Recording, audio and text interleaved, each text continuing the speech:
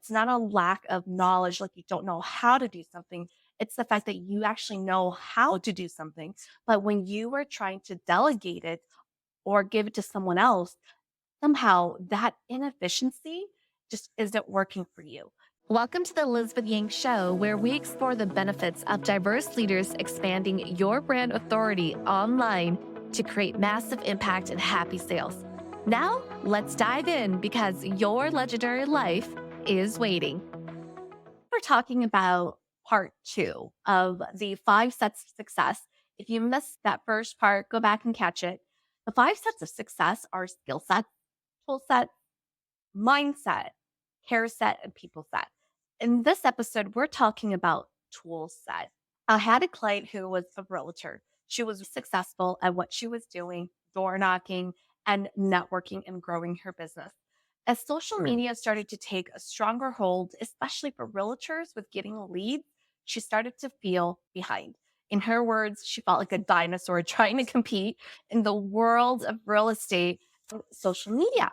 And so, even though she had the skill set, the strategies on how to find leads and how to generate leads, like even with door knocking, and she had a successful business before social media came on board, she wasn't leveraging social media.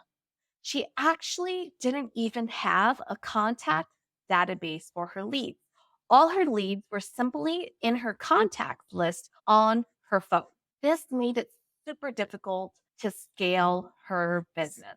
If she had all her leads on her phone, how would she remember how to follow up? How could she delegate someone else to follow up with the lead on her team? She just couldn't scale because she just did not have the tool set in place to help her do that. So that's really the difference between skill set and tool set. Now, there is an overlap, right? Because they're both about how do you do something. But the skill set might be more about the strategy and the tactics, whereas the tool set, the technology, the process that's really needed to support you in your business to scale might be the other area that you're finding yourself stuck in. Believe it or not, there are mindset issues with technology. Let me just tell you right now, especially if you're listening to this, you are a female entrepreneur, especially the ladies have the hardest time adopting and adapting and bringing in technology and tools into their business. Many entrepreneurs just simply don't bring it in fast enough. They're still doing things manually, like this realtor that had her leads on her phone.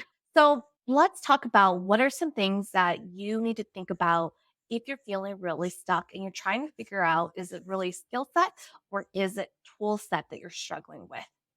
So, for example, if you're sitting there and you're like, I actually know how to do this task, like in this example of this realtor client that I was sharing with you, she knows how to generate leads. She's done it before, networking, door knocking. She's done it before. She knows how to generate leads. She knows how to capture them. She knows how to nurture them. She knows how to follow up. And clearly, she knows how to close deals. So that skill set she already knew. But where it became a tool set was when she started finding that she was the bottleneck. She was the person that was getting stuck every time she was trying to hire or train someone else. The problem would stop with her. That's what a bottleneck is. You are the bottleneck that once they stop at you, nothing else is moving. That's how you begin to start to say, it might be a tool set. And what this often looks like for people is I just don't have enough time because there's a lack of efficiency. Are you hearing me on this? There's a lack of efficiency. So, for example, in this realtor client example I was giving you, if she needed to give leads to her team that she was training, she needed to stop during her day, go through her phone list, and try to remember the last conversation she had with people and then literally either screenshot or text that contact information over to her team. Are you starting to see how this can be very inefficient? So that's what toolset really is. It's when you start to try to scale your business and you clearly know how to do something, but every time you start to bring in more people to help you, all of a sudden the inefficiencies seem to be an issue for you. You seem to be the bottleneck. You are the problem that is stopping everything else in that pipeline, in that system. So this is a really great one. If you're feeling stuck in your business and you're like, is it skill set or is it tool set? This often feels like inefficiency. It feels like I don't have enough time. It's not a lack of knowledge, like you don't know how to do something. It's the fact that you actually know how to do something. But when you are trying to delegate it or give it to someone else, somehow that inefficiency just isn't working for you. You just don't have enough time. So I want to encourage you that when you're thinking about tool set, I'm going to talk to two types of business owners that often follow me.